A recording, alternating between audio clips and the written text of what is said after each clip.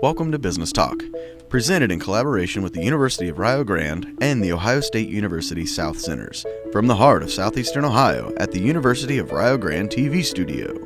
Our goals are simple: promote the University of Rio Grande and the Ohio State University South Centers, as well as advocate local small business and their support organizations. More importantly, promote Southeastern Ohio as a wonderful place to live, explore, and learn. There are many different ways you can find us. The University of Rio Grande Cable Access Channel 17, live online at blogtalkradio.com, and on YouTube if you are unable to catch our show live. Introducing our co-hosts, Jason Winters, Mike Thompson, Patrick Dengel. Thank you for tuning in. We hope you enjoy the show. Welcome back to our show. We have a very special show today.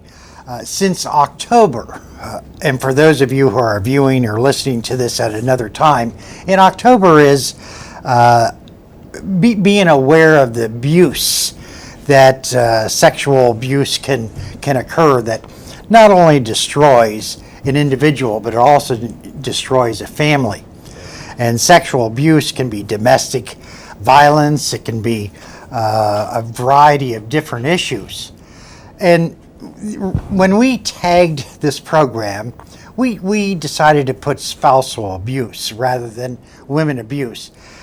Be quite frank with you, in our society, it's the majority of women that are abused in a domestic violence situation.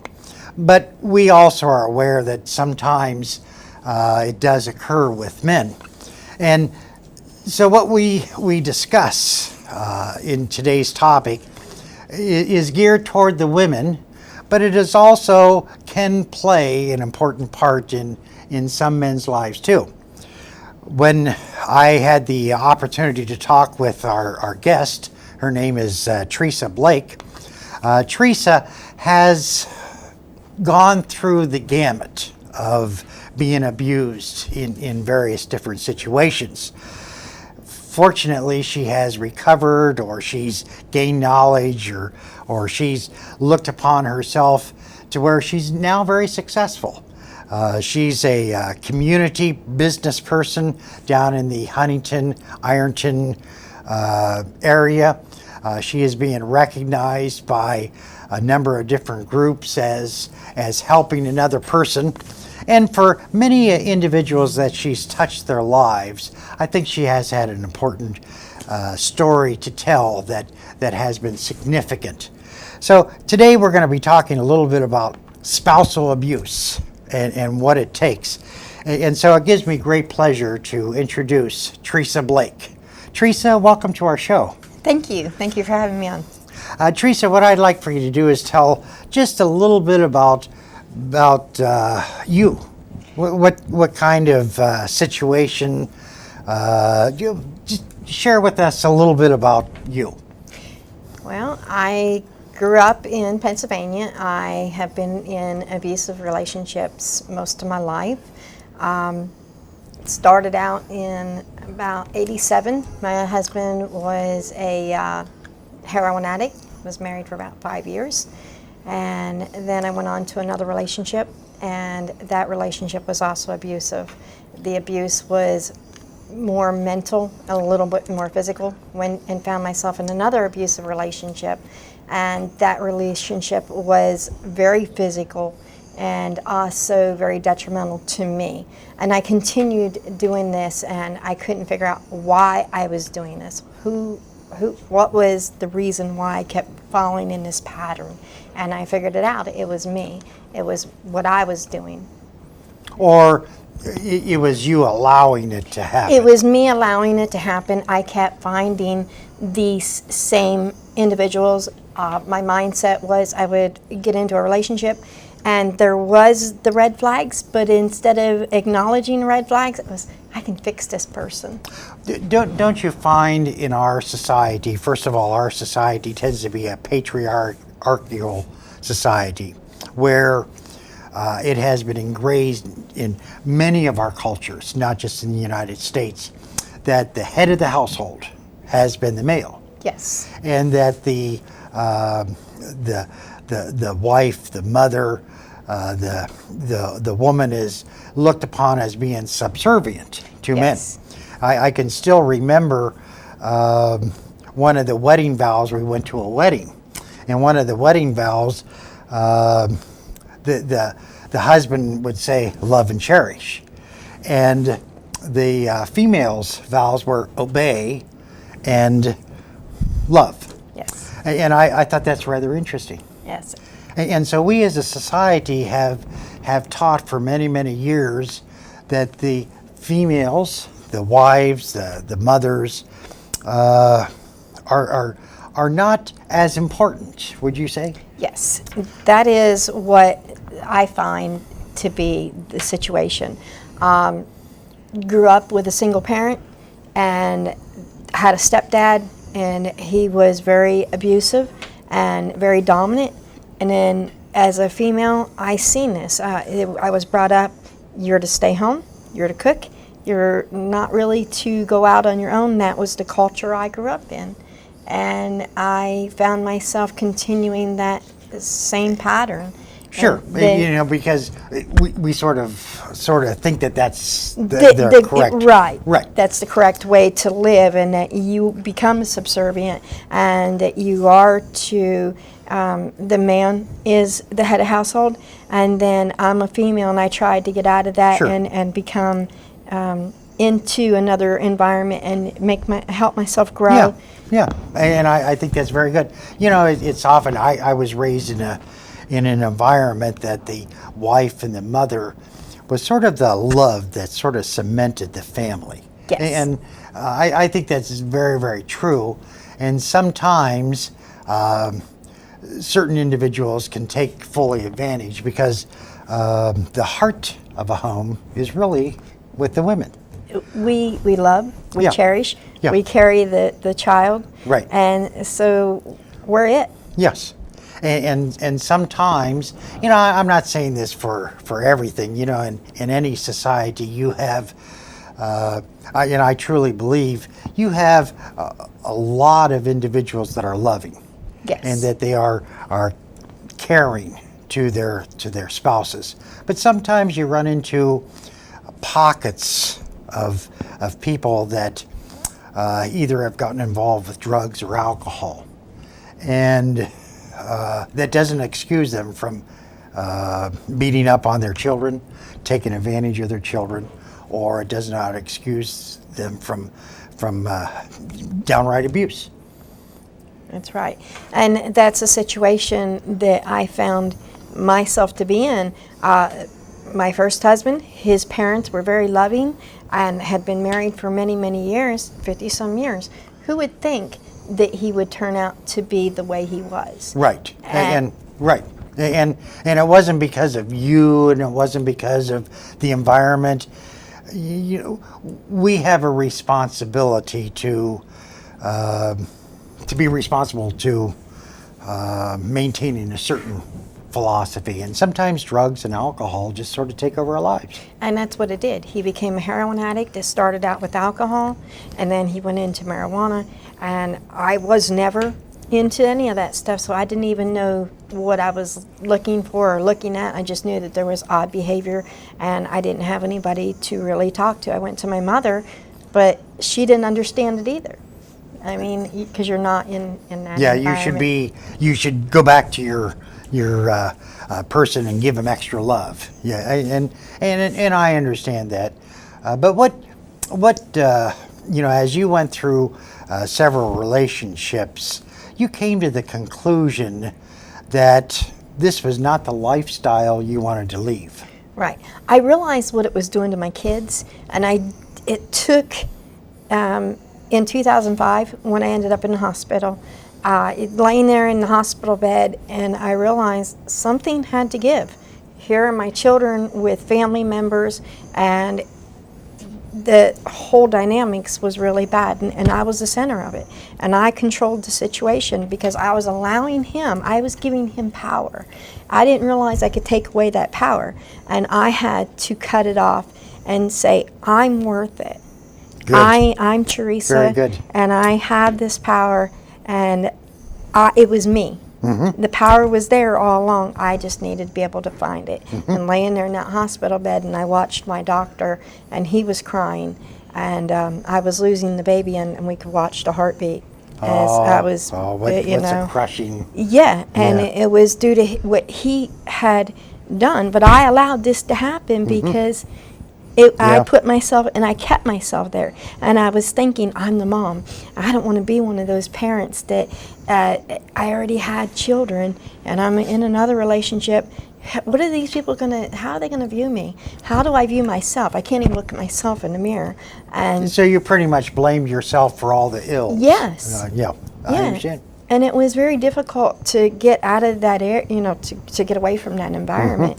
And it took me probably 6 times of leaving him. And I finally, now I'm in my own home, and I finally was able to break the cycle and break away from him. Fantastic.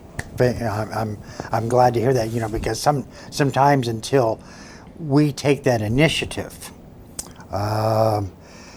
regardless of how many people are saying get out of the environment, it is scary. Yes. And one of the reasons being is credit and property. It's interesting, if a husband and wife buy a car, whose Social Security do they usually put on that Mr. and Mrs. car? The man. The man. The man. That's correct. And so consequently, the society sort of looks at the husband as being in control of the finances. He is the And sole provider. Yes, and in reality, many times it takes either both, or sometimes it takes the woman to take care of the finances and things that we've seen that. So when you decided, there was probably a lot of help, wasn't there? No. No? No, I had nobody. My family is from Pennsylvania. My mother was deceased. The only person I had left was my father and my children, and I had a sister, but everybody else was in Pennsylvania. So my family members were in PA. It was just me, my kids, and I decided that I had enough. And I picked my happy self up, and I found a place. I bought my Fantastic. house, and I said, this is it. Uh-huh. And so you found that as you were empowering yourself, there were other individuals who possibly were there or at one time, etc., sort of saying, good job. Sort of. But it still came back to the fact that you Right. had to go all the way from the bottom all the way to the top. It was a climbing. It wasn't something that I wasn't here one day and then I was sitting up here. Right. It was definitely every day, get out of bed and look yourself in the mirror and say, I'm worth it. My kids are worth it. And they deserve better. And then looking at yourself and saying, look what you have. If I made an effort and I got out of bed and I went to school and I continued what I was doing and I continued to progress, remember, if I have a bad moment, I look back, reflect. I did accomplish something. So they were small goals, small steps, and then I have a long-term I goal. like that. Yeah, that is true. Every day is just a little step. Step. Let's see. In 2009, you became a rape crisis advocate. Yes. I started out, I was looking for something I could do, and I was looking for something I could do to give back to the public, to the community, and I wanted to help other women, so I became a rape crisis advocate. And the reason why I did that was I could help people. I could help other women. I understood what it was like to be raped. My husband had raped me. Rape doesn't happen like when we think of rape. We think of it as being an outside environment, but it's not. It's actually more times than likely the husband, the boyfriend, or a significant I did other. not know that. Yes. Huh. And Interesting. as an adult, And what do you mean? What's the legal definition of rape? Where a legal definition is when it can be somebody can sexually assault another victim without, say you take a drug and someone has their way with you. I want to be politically sure, yeah. nice. But yeah, So they do something that's inappropriate. I see. and you're saying no or you're not conscious, that's still rape. Because I unless you physically say yes, and even in the middle of the act, if you say no and they continue, that is still rape. So That's interesting. rape is very, there's no gray area. Rape is rape, whether it be a husband or a significant other.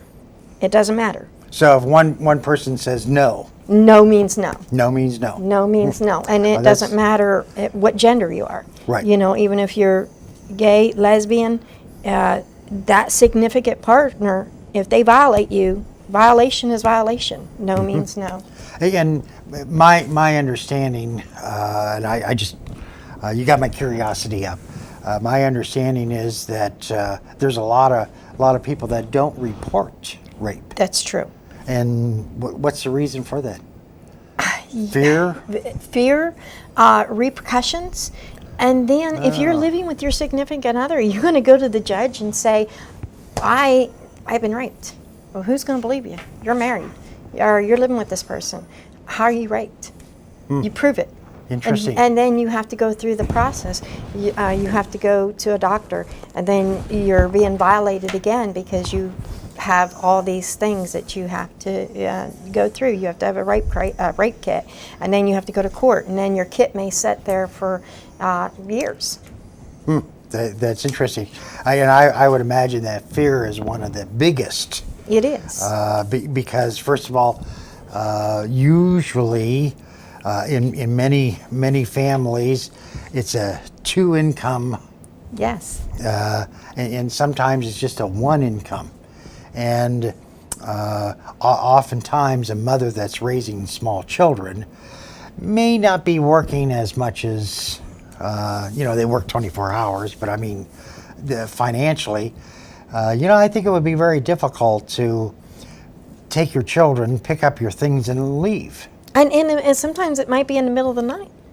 And if you don't have a way or a support system and put something in place before you leave, how are you going to leave? Yeah, that's And who's true. going to help you? How do you get there? And information might not be out there, or you may not even know that you're being abused, or you may not know that this really is considered a rape. And who do you talk Right. to? You can't talk to your family because Right. you're afraid of being judged, That- or you get "I told you so." Yeah. Oh, boy, I bet you that's too. That's a very big problem with women, is the "I told you so." And so all these different emotions sort of play in. So where do women, when they recognize that this is not a situation I want to live in anymore, where do they go? They can come to us. We have put up a foundation. We're in the process of actually getting it up and running, and it's called the Elizabeth Maria Cologne Foundation. And we're here to help women. We're here to guide them and help them through this process and empower them and help them change the environment that they're in, and show them that there are resources out there, and that's where they can come to. And this is a good starting place. Okay, and so the starting place now, again, that's the Elizabeth Maria Cologne.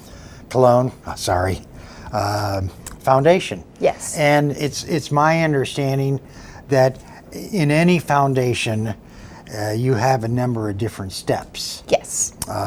Right now, you don't give money to people. You don't have shelter homes.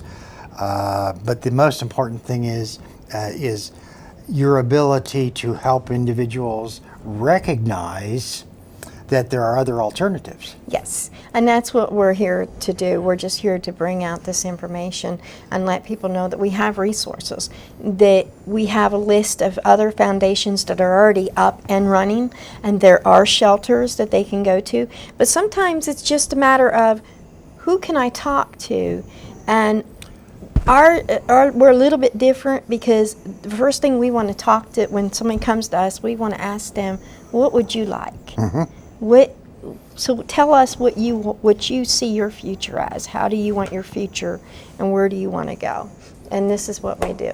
And so when you're talking with the individuals, your goals in the next 15, 20 years, if we could take a minute to sort of envision, because business planning is all about not today, but 3 years and 5 years and 7 years, etc. What would you like to see if it were 10 years from now and you were able to build whatever you wanted to build? Tell us about it. We would like to have shelter, not a shelter. We would like to have this foundation would be built, and we would have homes. They would start out in an apartment. They would come in. They would rent the apartment. They would go through the process of a year of re-education, get them started, get them on their own 2 feet, help them grow and become individuals, and then have them become homeowners. And then they would get back to the community, and they would do a year and get back to the community by becoming mentors to other women so that they can see where they were and break the cycle of the abuse and let children see that they don't have to live in that kind of environment. That's true, because children that live in an abusive home, what do they say? Their chances of being abusive are also. Right. Or they will end up in an abusive relationship. So they're either more than likely going to become an abuser, and there's a 50% chance that they will become abused, or could become both. And why continue that cycle if Right. we can prevent it? Right. So it sounds like a really good plan. Let's we only have a few minutes here. Let's just talk a little bit about the drug culture that is pervasive. You know, about 4 years ago, a certain part of southern Ohio, they had abused a lot of OxyContin. Yes. There must have been about 6, maybe 10, 11 different pain programs, and 1 or 2 of them probably were very legitimate, but they became a very important pill processing. Well, fortunately, we've been able to shut many of those down. Well, not we, but our society has been able to shut them down. Now, heroin is coming back. Is that correct? Yes, heroin is very, very bad in our community. It is the #1 drug in our area Wow. in Huntington. And this is affecting our families. And not only does it affect our family, but it affects our community. You think about it, they are coming in here and they're doing heroin, and then they're coming out in our environment and they're robbing families, or the children are seeing this. We had 2 parents that actually did a heroin OD right in front of their children. Wow. What kind of example are they setting Wow. for their children? Wow. And you know, I think at one time, society sort of thought that it was only the poor people, only the indigent, only those individuals from the wrong side of town that would get involved in Right. drugs. But we're finding that that's not the case. No, there is no socioeconomics on heroin. It has reached, the reason why someone has come up and said something about it is because it reached over into their neighborhood, Wow. which was a very high society neighborhood. And they're like, how did it happen over here? We're used to it being over here, but we're not used to it being in our area. I see.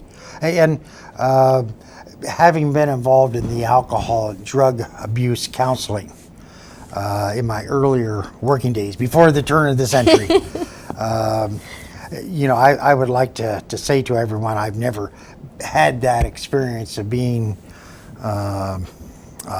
into drugs or alcohol. I just found it was a unique area which I went into on an educational basis and helped individuals. It takes a number of people to help someone that's been abused. It's Yes. not a matter of don't do that. It really isn't. You have to listen to the victim. You have to, because their story counts, and you have to be able to understand that. Don't judge them. Try not to judge them. When someone comes, you know, as a victim, I felt like I was being judged. I don't want to be judged. So always not judge them. That's one of the key things that a victim does not want. She does not, or he does not want to feel like they're being judged. So judgment and fear, you know, it sounds like there's a And lot money. of money. Yeah, Money, that's education. education. If you don't even have your GED, you can't get a job. Even Or You get a job under the table, or Un- that will never go anywhere. Right. And then here you are. Now you might have had, you might be middle class. And now you're going to end up, a waiting list. You might end up in the projects. You might end up on Section 8. But the waiting list is so long. Who are you going to go? Yeah, Where do you that is go? true. That is true. No place to live. Hey, and, so the important things is that there is help. Yes. And there are individuals like yourself who have been through that process. I had the opportunity, Mike and I had the opportunity to meet one of your co-workers, Antonio, who has had similar experiences. And it's interesting how healthy he is, that he had to go through all the different processes and things of that nature. It's been a pleasure, Theresa, talking with you about some of these important things. I know your ideas. I know you've been around the community talking with a number of different individuals. Yes. And may we show her contact information? That's where you can get in touch with Theresa, pdservices@gmail.com. PD Services 2013. I apologize. It's 2013. Oh, so it's pdservices 2013 @gmail.com. Yes. I probably gave that to Mike wrong. It's okay. And then we have your phone number, etc. So I want to thank you very much. You have about 30 seconds. Any words of wisdom you want to share with the listening audience? Yeah, if we can help one woman change her life, that's what we are here to do. That's just what I want to do. I want people to understand I have come from the bottom and now I'm here. And it wasn't overnight. It took a long time for me to get here, but it can be done. And I'm here just to show people that we can do this. Well, we need to stick together as a human being. Very much. The old saying is, it takes a village to raise an idiot. It also takes a number of people like yourself and Antonio and many of the others that are working with you to really help. So I commend you for Thank what you're you. doing, and I hope that you come back sometime soon and tell us the progress that you've been making on this important, the Elizabeth Maria Colon. Colon, Foundation. COLON Foundation. Yes. Teresa, thank you. Thank you. I very much appreciate your Well, time. you've been a very good guest. Thank you. Stay tuned. We have some interesting positive learning experiences is coming up at 2 o'clock. Tom High School and Mike Thompson. And then we have a special, Dr. Johnson is going to interview Ray McGinnis about the Bob Evans October Festival. Thank you for listening. I'm Patrick. And I'm Theresa. Thank you. Thank you.